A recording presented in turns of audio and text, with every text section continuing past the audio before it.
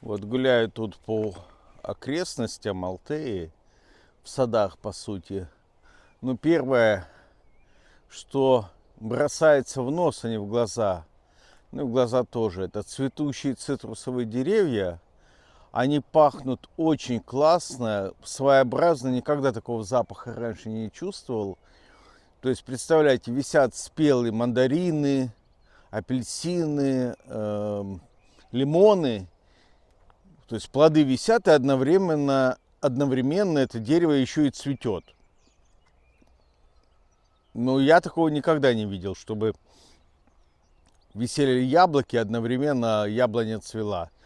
Вот с цитрусовыми, оказывается, такое возможно.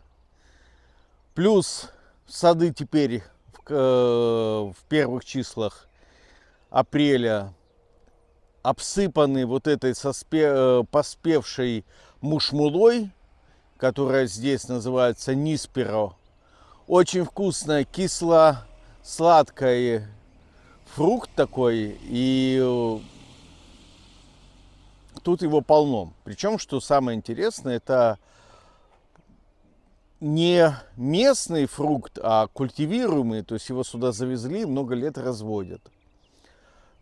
И это меня навело на мысль, что в серии «Я построил дом» на фоне вот прекрасных таких пейзажей, садов сзади меня, я должен рассказать о том, что же я выращивал и какая цель земельного участка вообще на Кубани. Мое глубокое убеждение в том, что вообще земельный участок и дом на земле — это намного лучше, чем квартира. Человек себя начинает чувствовать хозяином не только своей земли, вот этого клочка 6 соток, но и подъезжающих улиц и города, где он живет, потому что он хозяин земли. А в квартире он не хозяин даже вот этой лестничной клетки, на которой он ходит. То есть, сознание схлопывается до уровня «это моя конура» и все. Это мое личное мнение, что жить надо на земле. И на Кубани жить надо на земле, которая плодоносит. У меня родственники жили в районе Кропоткина, и там действительно густые такие черноземы, пойменная земля реки Кубань. У них росло все там. Хоть картошка, хоть кукуруза, хоть клубника, что угодно они сажали, у них все там росло. И, конечно же, у них плодоносили всякие деревья. Что же касается горячего ключа, это предгорная, горная зона, там глины в основном, или суглинки такие вот, очень бедные почвы. К сожалению, должен сказать, что на моем участке не все росло.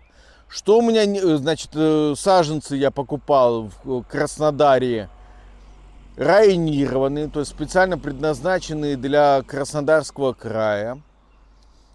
И в горячем ключе такой теплый, своеобразный микроклимат. То есть там зимы снежные, но короткие. Хотя бывает зимой пару недель отрицательной температуры.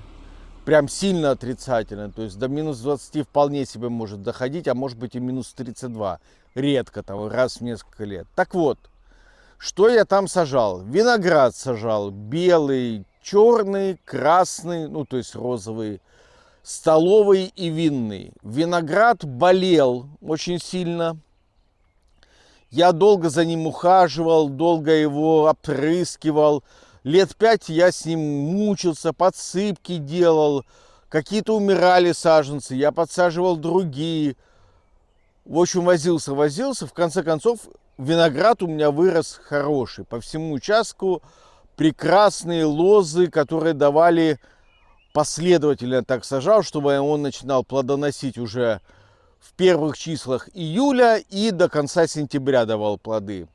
Можно так подобрать. Поэтому для горных, предгорных районов виноград на личном опыте, говорю, рекомендую. Надо только грунт готовить, чтобы он был легкий, не в глину сажать, а подсыпку сделать с камешком, там добавлять ГПС, например. Хорошо у меня росло на опилках. То есть готовил такую смесь легких почв, ГПС, горовино-песчаную смесь добавлял, немножко перегноя чернозема и песочка еще побольше. И, соответственно, мелкой опилки. Опилка лучше, чем стружка. Но суть в том, что это дышащие хорошие грунты такие. Надо поливать, пока он не пустит корни. Корни у винограда поверхностные, поэтому надо, чтобы он рос в хорошо орошаемой земли. На солнышке я его сажал, вдоль дороги. Это классический кубанский подход. Да, кстати, подпишитесь на меня, поставьте лайк, напишите свой комментарий, о каком растении я не рассказал. Я практически со всеми растениями экспериментировал. У меня очень легкая рука. Чтобы я не воткнул в грунт, вырастала, а если нет, то умирала. Но на самом деле у меня хорошо все приживается, просто некоторые грунты я не был готов, они просто не подходят. Что не получилось?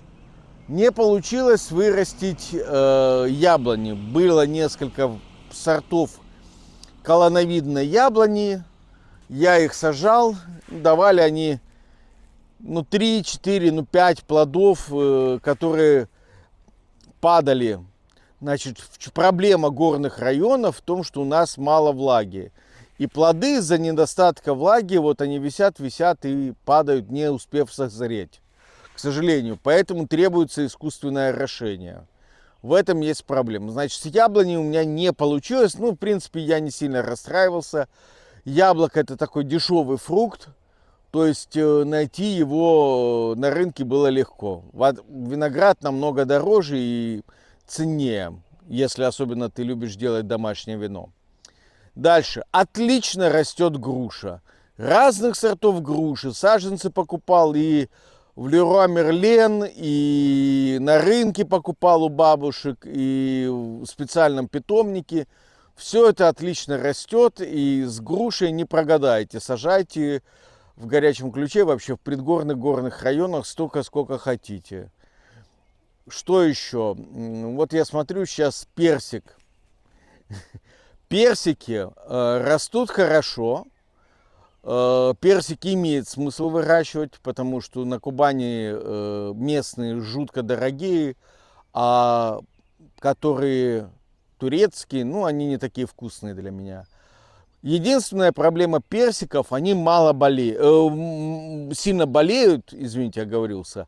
Соседи не опрыскивают, и поэтому такая вот курчавость у них есть болезнь. Они не любят слишком много влаги, поэтому за персиками нужно будет все время ухаживать, прежде всего обрабатывать их всякими ядохимикатами по весне, чтобы они не болели потом в течение сезона цветения и плодоношения. Иначе может погибнуть дерево. Вот курчавость меня просто задолбала. До сих пор помню, как это. Потом плоды такие, ребята, с ветки снял, он пахнет, прям вот мимо проходишь, настолько пахнет. Сажайте персики. Абрикос. Абрикос у меня лопнул из-за засухи. То есть ствол дерева лопнул, мне кажется, или из-за засухи, или трещина появилась зимой, потому что он у меня рос на таком продуваемом месте. Трещина появилась зимой из-за переохлаждения, а потом бывают у нас резкие такие перепады, а потом летом расширилась. По сути, абрикос у меня погиб. То есть я его срезал, и он начал расти от корня. Но должен расти хорошо. Абрикос такое неприхотливое растение. Сливы отлично росли. Рекомендую вам сажать сливы. Со сливами будет все хорошо. Грунты подходящие. Что еще было? Сейчас дайте вспомнить.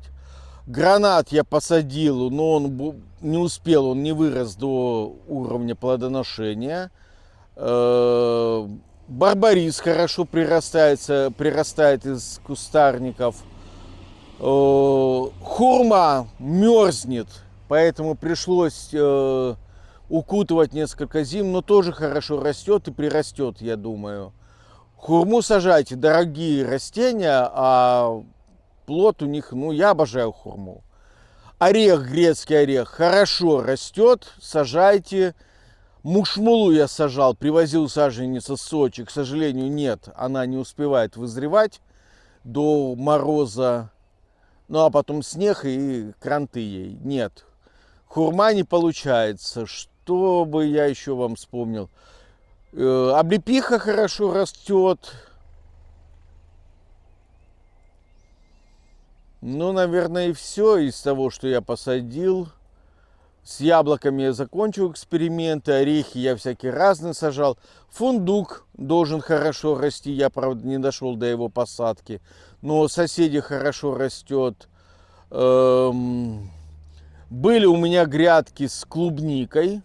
Потом просто надоело возиться ее пропалывать. Вот. Ну, клубника, насыпной грунт привозили несколько кубов чернозема и подсыпали. Так.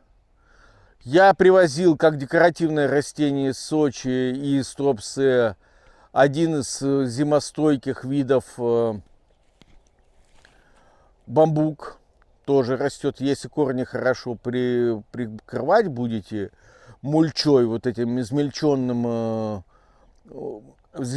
опилками. Если сверху будете присыпать, то через несколько лет бамбук хорошо пропустит свои корешки. Вон сзади, видите, кошечка ходит. Кс-кс-кс. Кс-кс-кс-кс. Мяу. Говорит мяу. Обалдеть. Раз, два, три, 4 кошки рядом со мной. Да, кошки меня любят. Что ты плачешь? 4 кошки. Что такое? Все кошки в гости к нам. Кошечки. Вот, смело идет. Ну, идешь познакомиться. Хороший котенок.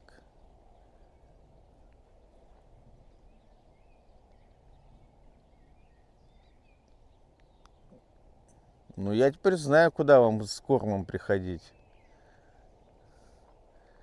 Да, тут поразительное в Альтее место. В Каталонии я практически не видел бродячих кошек. А здесь их много. Вот смотрите. Раз, два, три, 4, 5 и вон 6. 6 кошек сейчас меня окружает. Я, кстати, очень нравлюсь кошкам. Вот. В завершении декоративно я говорил барбарис из кустарников. Малина что-то у меня не пошла. Пробовал, не получилось. С чем еще я экспериментировал? Ну вот, наверное, все. Да, орешки всякие. Миндаль у меня прижился, да. Рос миндаль у меня хорошо. Вот. Фундук должен был бы прижиться, он такой достаточно неприхотливый. И да, пожалуй, все. Вот в основном я культивировал виноград. Потому что у меня хорошо он рос на участке и находил спрос. Я люблю виноград. Поэтому вот им засаживал все возможные участки, и он и плетется красиво. Вот, имейте в виду. Ну, вот такой вот рассказ. Можете подписаться на меня, поставить мне лайк. А если не мне, то поставьте лайк и напишите комментарий про кошечек. Почему вы думаете много кошек вот в этом месте? Я вот удивлен, насколько большое количество кошек здесь живет. И выяснил, представьте себе только, подумайте, мэрия платит зарплату местным жителям и оплачивает им корм, чтобы местные жители подкармливали на своих участках кошек. То есть кошки вот как бы ничейные ходят вот по всяким садам, вон туда-сюда, но их подкармливают местные жители. Вот такая вот ситуация. Ну вот, из серии «Я построил дом» я вам рекомендую, делайте заранее дренаж на участке, потому что мне пришлось переделывать. Есть так называемые залповые дожди, когда в несколько часов выливается месячные нормы осадков. Поэтому мне пришлось через несколько лет перекопать вокруг дома участок, проложить дренажные трубы, вывести это все дело в лес.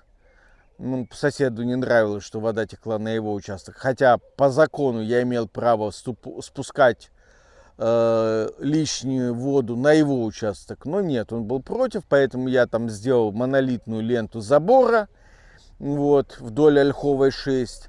И проложил вдоль забора дренажную трубу, чтобы выводить все стоки с моего участка поверхностных вод, будь то талые воды или дождевые воды, чтобы они утекали в лес. Потратил на это кучу денег, но это лучше, чем постоянные скандалы с соседом, которому все было не так. Вот. Еще забыл сказать, вишня, черешня тоже хорошо растет. С этим нет никаких проблем. Наверное, ежевика дикая растет, хорошо, значит и домашняя ежевика. Да, и домашняя ежевика у меня была, совсем забыл. Разрасталась так, что я с ней боролся как с сорняком. Так что тут сажайте без проблем. И малина, и ежевика, по идее, должны хорошо расти. Ну вот, собственно, такой рассказ. Ставьте мне лайк и подписывайтесь. Котикам поставьте лайк. Все, всем пока-пока.